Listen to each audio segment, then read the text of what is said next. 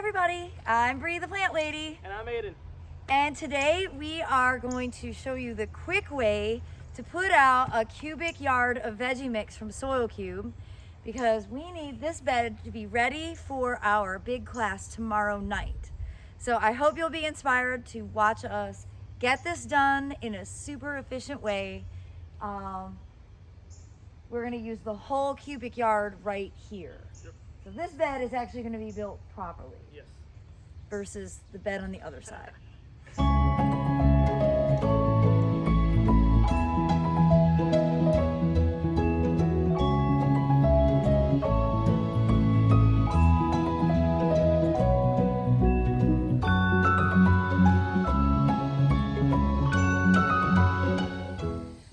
Well, that did not take long. In fact, Aiden had half of it done by the time I came back outside with gloves. Yep. And there's the bag.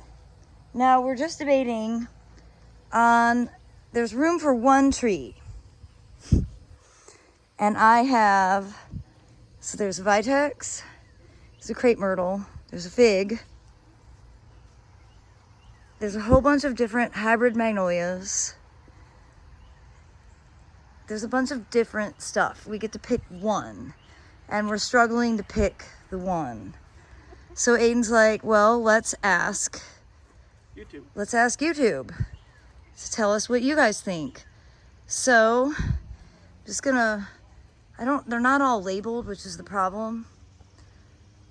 But if you see something that you think should go in the middle, we also have 2 peaches.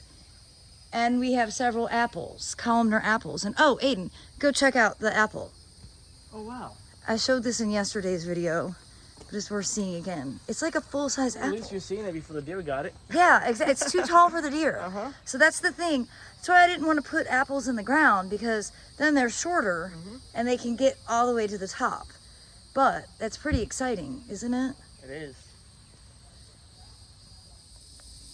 Well, everybody, I hope this quick video on how to build a bed from scratch will serve as inspiration for you.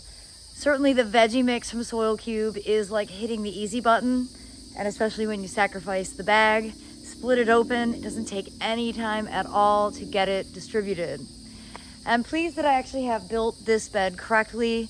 In contrast, the one on the other side, when I come to reevaluate this in the fall, I'm gonna need to do exactly the same thing because that bed is still really lacking in organic matter and the plant's performance will definitely show it.